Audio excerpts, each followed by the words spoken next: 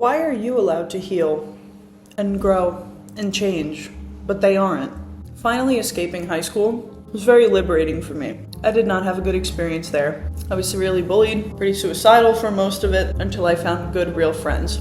I had 2 toxic relationships.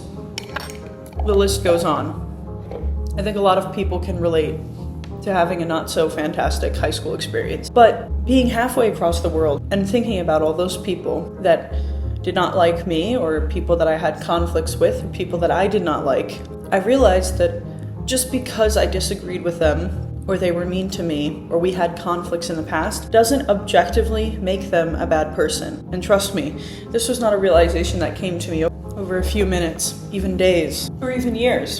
And there are times where I go back on that feeling and disagree with it, and I cannot accept it.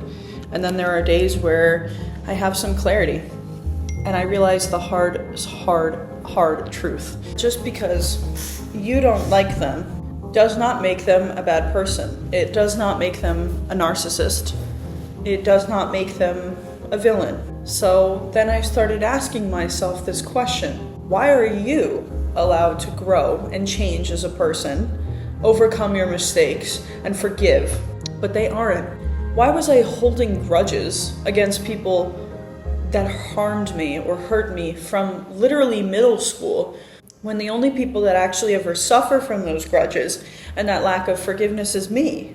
It's really hard to let go of the old version of ourselves because we believe that we aren't anyone without that version of ourselves. But that's simply not the case. And as hard as it is to accept, just because I don't like someone, or because I know I'm repeating this a lot, but I really want to make this point clear, does not mean that they're a bad person. They may have done some really terrible things, or they may have made some really harmful decisions that impacted me. And while yes, I can acknowledge that those actions were wrong, that does not make them an inherently bad person. I'm allowed to make mistakes.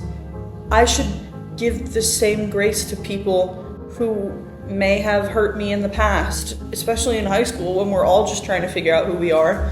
And I'm making this video because I haven't really had Instagram while being in Italy for these 4 months, and I re-download it whenever I need to post something. And I notice that when I do have it downloaded, I do have this tendency, this urge, to look up people that I used to go to high school with and stalk their profiles. I think a lot of people do that. And when I see that they're doing well, I find myself disappointed, because if there's someone that I don't like, obviously I'm going to be disappointed that they're doing well. But I've realized how malicious and how damaging that habit is for my own mindset. Who am I to be judging people so harshly? You know, I'm not above them in any way. They're just as much human as I am. And yes, while I can be hurt by the things that they may have done to me, I'm not learning anything, gaining anything, becoming anyone better than I am right now by holding on to this. I literally know the names of probably every single person that has ever hurt me, doubted me, made fun of me, and I hold on to that with an iron grip. And it's not helping me in any area of my life. It hasn't given me any kind of clarity. Sure, in the past when the things happened, it might have helped me to think about, okay, this person did this to me because they were insecure, blah, blah, blah, blah. But it got to the point where it was infecting my current modern day relationships, where I would meet someone and I wouldn't like them. And even though I didn't like them, the idea of them not liking me freaked me out. I couldn't understand why they would not like me, because I consider myself a good person with good moral standing, and I'm a dedicated academic. I live a very healthy lifestyle in all aspects of the word. And I mean this in the least narcissistic way possible, but when you know yourself and you're honest with yourself about your shortcomings and you're doing everything you can to grow to be a better person, it's easy to look at other people who don't like you and genuinely be distressed by that and think, why don't they like me? I work so hard on myself, and I do this and I do this and I do that. And unfortunately, it's been a hard thing for me to realize that people just don't have to like you. I talk with my friends after hanging out with new people, and sometimes I'll say, they seemed nice, but there was just something off about their vibe. I didn't like their vibe. And the thought of me, and the thought of someone else saying that about me is terrifying to me, because I know myself, right? So then I started to think, well, how would that person feel knowing that I was saying those things about them? It's just a really harmful cycle, and realizing that everyone makes mistakes, it's a lot easier to say that, and it's a lot easier to see that in a self-help video versus like actually realizing that people really are a product of their environment, especially in high school. So looking back on people and the things that they've done, while I wouldn't say the things that they've done make them a good person, I also have to give them grace to understand that they were figuring themselves out the same way that I was. But then my brain tends to counter back with, yeah, but Bella, it was your first time living too, and you would never do something like that. And yeah, that may be true, but people are not like me, and I am not like other people. Where everyone's different. Everyone has different opinions on things, where sending a birthday text message to someone may be something that is like no second thought to you, and you immediately do it because you feel it's the right thing to do, may not be the right thing to someone else. And no, while that doesn't make that, unfortunately, it doesn't make them a bad person if they have that different perspective. It's just a different perspective. So I think what I'm trying to do here, I know this might be a little bit rambly, the point I'm trying to make here is that we as people have to detach. I know this is not a novel idea, what I'm about to say. We have to detach our self-worth from other people's opinions. And I don't just mean in the modern, like current day, I mean from the past. Like, of course, everyone is going to be the hero in their own story. So by looking back on the things that happened to me when I was younger, or the conflicts that I had with people, and trying to be as objective as possible as what role did I play? And if I truly did not do something wrong and that person was malicious towards me, then sure, then there isn't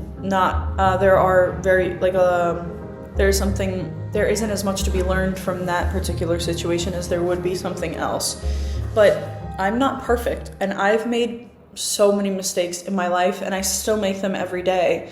So if I can find the grace to forgive myself and be kinder to myself for the mistakes that I've made, why should I be upset with someone else for living their best life, at least according to their Instagram, and promoting healing content, or being a content creator who makes just like general mental health content, Why should I be criticizing them, or why am I allowing myself to have negative feelings about that when their life no longer affects mine? They made mistakes, and whether or not they have come to terms with those mistakes, forgiven themselves for those mistakes, that does not affect me, and that has nothing to do with me. Sure, an apology for all the torment that I went through as a young child and teenager would be absolutely fantastic, but unfortunately, we don't receive closure and apologies for the things that we need apologies for most of the time.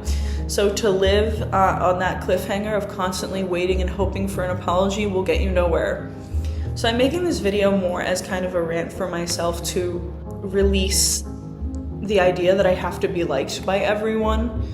And I know when people usually say that, you think, oh, this person is changing their personality or their looks or their beliefs so that other people will like them. No, I'm not saying it like that. I never did that. I never changed my personality, my looks, my beliefs to get people to like me.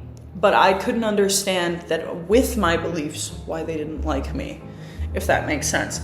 So, but like, unfortunately, like people just have different opinions, and I have had to learn that you just don't click with everyone. And I thought that I had come to terms with that, considering everything that happened to me when I was younger.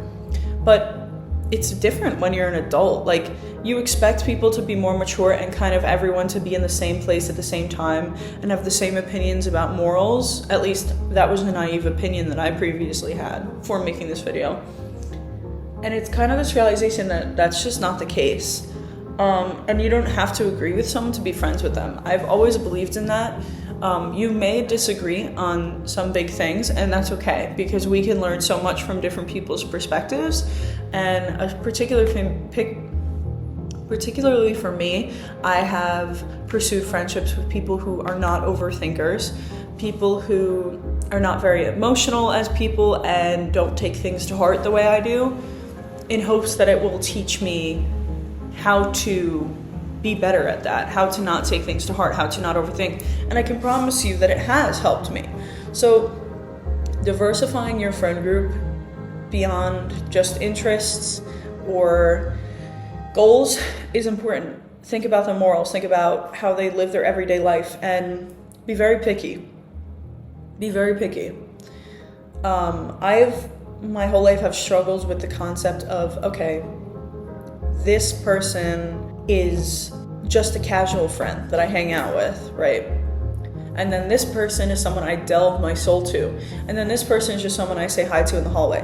I've never understood that concept, and I'm working at that every day. I'm always been someone who believes that my circle is people that I delve my heart to, period. Like, there is no other relationship. Either I don't know you or we are super close. And that's not entirely healthy. Sometimes you just need someone that you can study with that isn't like someone that isn't like ridiculously close to you.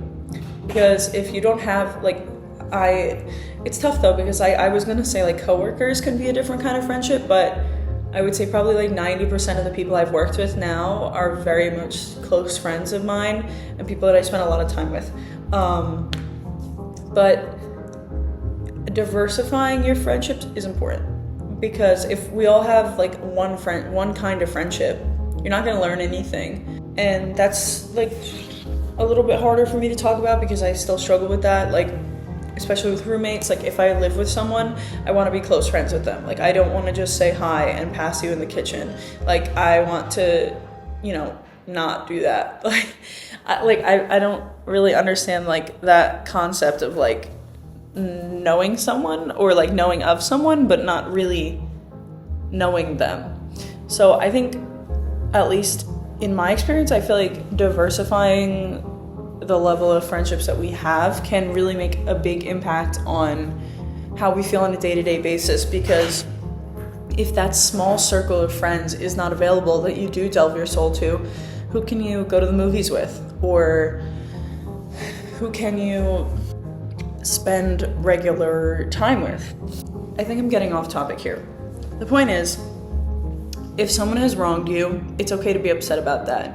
Putting someone into a box so that it's easier to cope with what happened to you and organizing it into a category like that of this is a bad person, this is a good person, is just unfair.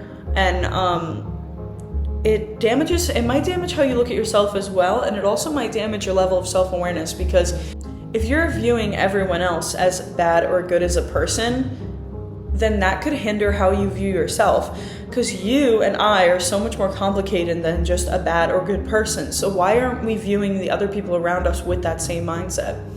Like the person that exhibited road rage to you when you were driving down the street, they're not a bad person. Sure, in the moment they might feel like it, but you don't know what that person's going through. And I think we need to approach other people, even when they wrong us, with more nuance. That person at the store that was a terrible cashier and was nasty to you might have just lost a best friend, might have just gone through something really terrible. So I think we need to have a little bit more empathy and don't stalk people from your high school on your social media, because even let's say they are doing badly, right? Who really wins by that action? Who's really winning? Them trying their best to keep going through their life, or you, someone who's taking time out of your day to look at someone else's profile and make yourself feel better about where you're at?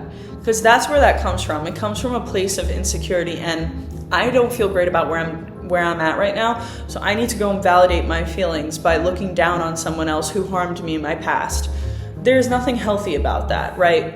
And I think I'm making this video because I am trying to teach myself and to teach others to forgive, okay? Because the only person that is suffering from you holding these grudges is you. The only person that's suffering from not forgiving these people, as badly as those things might have hurt, is you. And trust me, I'm someone who severely struggles with that forgiveness. Like, I hold grudges over not getting birthday messages. I do. And I hold grudges over not texting you back in a certain amount of time when I know that you're active on another app. Like, trust me, I hold grudges over the biggest things and the smallest things, and I'm working on that. But I'm saying I understand, because I am holding grudges currently that I'm trying to get rid of over things that happened years ago. And I think what people misunderstand about forgiveness is that you're not forgiving the person for the action. You're not excusing the action and saying what they did is okay. That's not the case. Forgiveness is not allowing what happened to have power over you anymore, so that if it's brought up or mentioned or you think of that person, it doesn't hurt you anymore. Forgiveness is a release from chains that event created. Only you have the key to that. So in this time, as we approach the end of the year, I think it's important to think about what's happened to us, reflect about it, see what we could have done better in a way that does not become toxic and cruel to yourself, and think, do I really want this person to have control over me now? Because that's what you're giving them. And the hater, that person, whoever it is, wins by taking up space in your brain at all, whether it's positive or negative. And yes, while it may be fun to look on that stuff and make fun of those people, unfortunately, it doesn't help you as a person. You don't grow from that. It doesn't make you better. And while it may make you feel better in the moment, I think you wouldn't click on this video if you didn't think that this wasn't truly aligned with you. And I like to think of it in terms of higher self concept. Thinking about the things that I do every day, but specifically about this issue. Would my highest self, my most self-loving, strongest, most successful, beautiful version of myself be looking up people I went to high school with Instagrams and stalking them to make myself feel better? Would I care about what they did to me anymore? Would I still be lamenting over how they hurt me and how my life is revenge for my success is revenge against what they did to me? No. Your highest self wouldn't do that, and you'll never reach your highest self unless you start acting like them today. I know this is a little bit of a less organized video, but I've noticed that I do enjoy, and I think you guys enjoy my videos when they're less scripted and I kind of just speak. So I hope that this made some sense to you, and I hope that this helps you learn to forgive and hopefully maybe even one day forget.